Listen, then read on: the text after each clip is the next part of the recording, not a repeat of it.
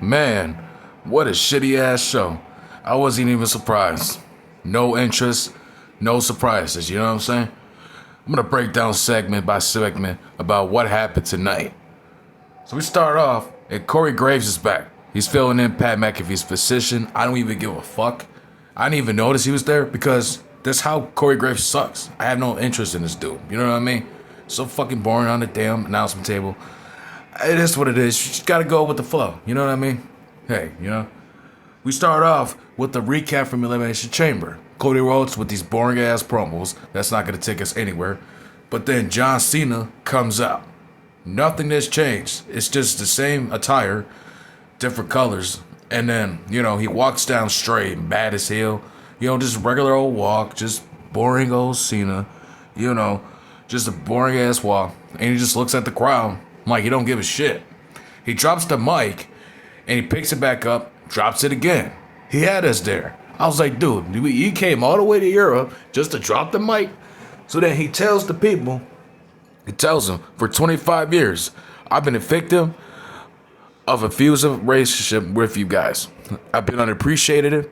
You guys been hurtful and been bullying me to be your puppet. The whole chant, everybody starts chanting, fuck you, Cena, and shit like that, you know what I'm saying? They start chanting, you know how they do the na na na na, na na na na, hey, hey, goodbye. They do that shit, which I thought was good, you know what I mean? And Cena just basically complains and cries about, certain shit I can understand and relate to, right? He says, I'm not a heel or a face, I'm a human being. You guys have been very awful to me. For 25 years, I worked hard, I win, but you guys said I sucked, and it wasn't, everything I did was just not good enough. You know what I mean? So I feel where seeing this coming from. But these people loved you, man. They supported you. And, they gave you the bad, they gave you the worst. And they gave you the best. But you never gave up. I understand where you're coming from, right? He said, I announced my retirement. I gave myself one more chance to prove to you guys I'm the best. Ignore the chance. You know what I'm saying? He sacrifices a lot. So Cena sacrifices a lot in his career. So basically, he says, I had my breaking point in my final moments. I had to do what I had to do. You know what I'm saying? He basically calls the people a bunch of Cena sucks jack-offs. So he called them jack-offs, which I thought was hilarious, right? He asked the fans, what have you done to support me? He said, you guys steal my time and my personal time, or whatever he's saying, right? Right, I understand it's ridiculous. Ridiculous what the fuck he's saying, because, dude, they really supported you, and it's your choice to come here and win every night. You know what I mean? He says, you use me as an example for your failures in your life, which I totally agree. Like, most people don't have a life. Some people who try to bitch and complain, they really try to make another fucking artist or somebody look up to as an excuse. So I definitely understand where you're coming from, right? And he's like, I am breaking up with every single person. You guys, you fans have been putting me into a freaking rough, toxic relationship. What the fuck are you talking about, bro? Like, I understand what you're saying, but you're sounding on some real weird shit. You're on some weird shit, bro. Sound like The Rock here now. Come on, man. What are you trying to say here, man? So Cody Rhodes comes out. He does nothing to progress his story. He doesn't beat Cena up. He doesn't run down. He doesn't have the balls or the mindset to even start a fight. He just comes down and says, John Cena. And everybody starts chanting, Cody Rhodes. It's really whack. I didn't like it. It's just boring. There's nothing charismatic for Cody. We have the Let's Go Cena. Cena sucks. You know what I'm saying? That's how talented these fans were. Nowadays, they're just saying random shit because they know the superstar sucks. You know what I mean?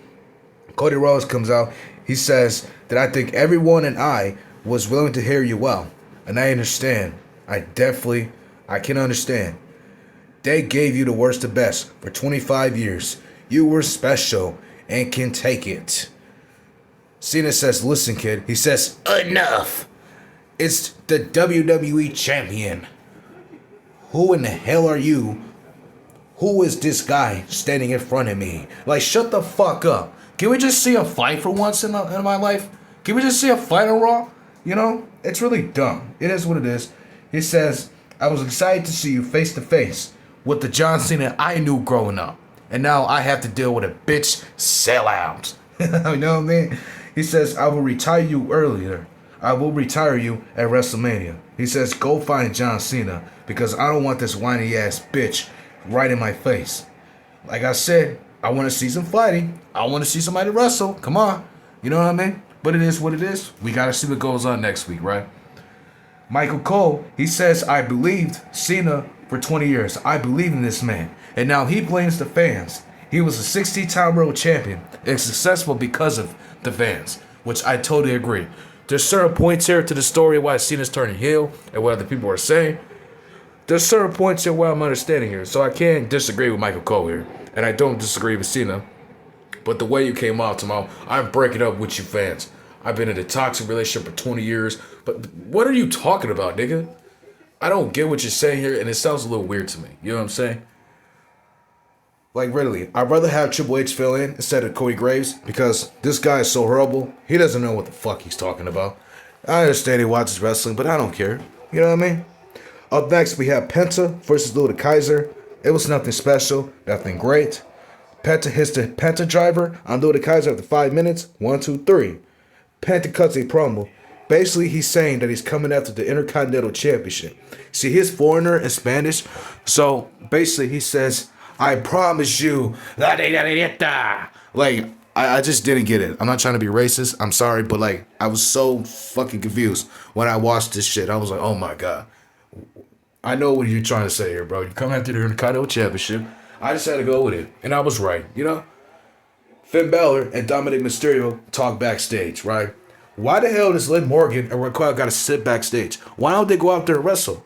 Like every fucking week I'm seeing them just sitting back there and not competing. Oh, that's right, because Liv is gonna get squashed by Jade Cargill on SmackDown in Italy. That's right. It is what it is. We gotta go with the flow, right? Dominic Mysterio says, we lost JD.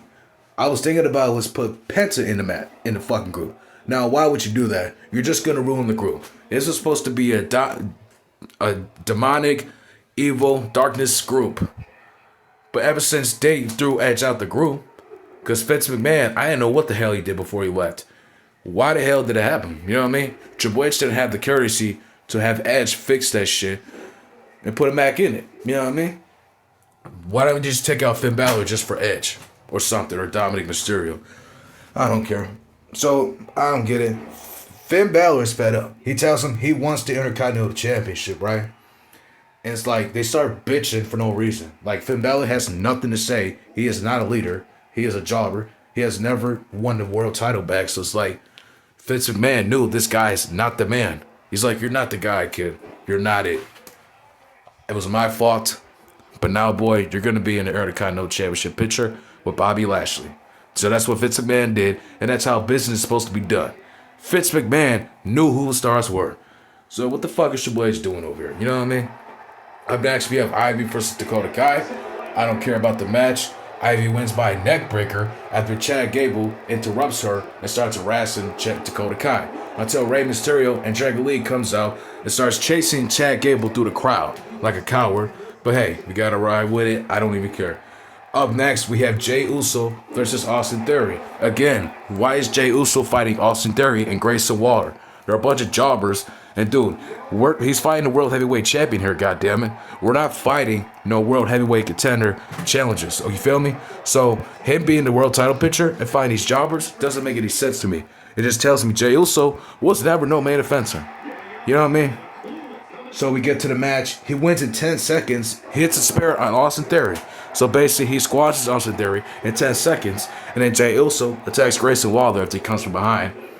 He does a botched suicide dive. Like, one of the worst suicide dives I've ever seen in my life. Like, I don't want to see this ever again. And then Gunther comes out, puts him in a headlock. Jey Uso attacks him, beats his ass, holds the world title. You know what I'm saying? So it looks like Jey Uso will win at WrestleMania. And I hope he does. We get a fucking contract signing with Bianca and Io Sky. Bianca's so damn boring. Like, she basically just says, I'm gonna be champion once again. I am the EST of WWE. Like, shut the fuck up. Just cut your promo. Say something, goddammit. Talk about your situation with your friends. What's motivating you to become champion again? You know what I'm saying? Just cut a sentence, for God's sake. Say something. You know what I mean? Rhea fucking Ripley comes out. She starts looking angry and starts bitching about Bianca being her business and the situation they had last week, and Io Sky slapping her, right? So Bianca and Rhea starts getting at each other, bitching, and it's really annoying. I can't stand it. You know what I mean? Bianca slaps Io after Io gets in the way, and Rhea starts beating them both up and signs the contract. And appears is fed up. So this is what I'm saying. Why the fuck do we have to force Rhea into this shit? We could have just had Bianca deal with Naomi and Jade or get sidelined at WrestleMania, and then we could have Rhea versus Io. You know what I'm saying? But this whole triple threat match thing, it's not making any sense. You're just making WrestleMania worse. We have a backstage promo, and Paris and Rhea argue backstage. Rhea says she is fed up and she wants to face them for the world title. And Paris is like, no, give me the contract. That's not how it goes. Get me the contract. You know what I'm saying? Bianca comes from behind and attacks Rhea Ripley. Io attacks Rhea. They basically all starts fighting and arguing and shit until Rhea Ripley gets up and beats both of their asses. Now, this is shit booking. I keep telling you guys, I don't want to see no triple threat match at WrestleMania. Rhea versus Bianca versus Io Sky. Unacceptable shit. Boring and stupid shit booking. You feel me? Up next, we have the Creed brothers, Julius Creed and Brutus Creed versus Rey Mysterio and Dragon Lee. It was an okay match. It was really great. You know what I'm saying? At least this was a good match of the night. At least the match of the night is this fucking match. Salute to these brothers. We had a good match. They were brawling back and forth. LW do suicide dives, even though they squashed them. But it was okay. You know, Creed brothers, they had their thing. They had their hitbacks. They had their moves and shit. And they get the win after a 619 hit frog splash. 1, 2, 3. A luchador, and random ass luchador comes from behind and starts attacking LWO. Now I'm thinking, who the hell is this? You're not gonna fool me, because I know it's Chad Gable. And last week in backstage in the promo where Chad Gable was interviewed by Kathy Kelly, that had to be either Julius or Brutus in my opinion. So one of those three are fucking around and being a luchador. Really, I don't know. I don't even care. We get a video package of Triple H's Hall of Fame ceremony that'll be coming up in April, right? Now I understand a lot of people love Triple H. I think Triple H is a great wrestler. I think he's good. But with him being a shit booking ass writer and not booking these storylines the right way, doing long story term booking and having repeatable matches and storylines and segments every week and having 2-night main events, it's not gonna do shit. Because you know wrestling sucks. And you're doubling your events because you know nobody's gonna watch and it sucks. You know what I mean? So they have a video from him returning to the Madison Square Garden in 2002. I like this return. This is the version of Triple H I liked from 99 to 2003 until he turned on Shawn Michaels. I like this Triple H. The Reign of Terror was just overrated as fuck. You know what I'm saying? At least give something to Shawn Michaels or Goldberg, but I don't even care. So yeah, I mean, I guess to put him in here because we know in a few years, people are not going to like Triple H. We're going to say, fuck Triple H. The same they're doing with Vince McMahon, they're going to do the same to Triple H. That's the reason why he's in the Hall of Fame. You know what I mean? Seth Rollins cuts a promo, right? Like, he's not wrestling. I don't know why him and CM Punk are not wrestling in separate matches. Again, where is Roman Reigns? You know what I mean? Seth Rollins says Roman Reigns always needs his wise man for everything, and he just talks shit about CM Punk. He says he would have ended his career last week if it weren't for Roman Reigns coming in. He said he would have stomped his head out for good. Bro, you just had him beat down last week. What are you talking about? Literally, Seth Rollins had CM Punk to the ground, and I just told you guys in my last video. So I don't know what Seth Rollins is talking about. You know what I mean? He just talks a bunch of nonsense shit. Like, literally. He says CM Punk and Roman Reigns will be at SmackDown this week. He says, I'm going to put myself in between those two. Bro, nobody gives a fuck. I don't want to see this triple threat match. So again, we have to see a stupid garbage fucking triple threat match at WrestleMania. Because WWE doesn't know what they're doing. They have to put Seth Rollins in this shit because they have nothing else for him. Like, really, I just said he could face Roman Reigns. What the fuck is wrong with that?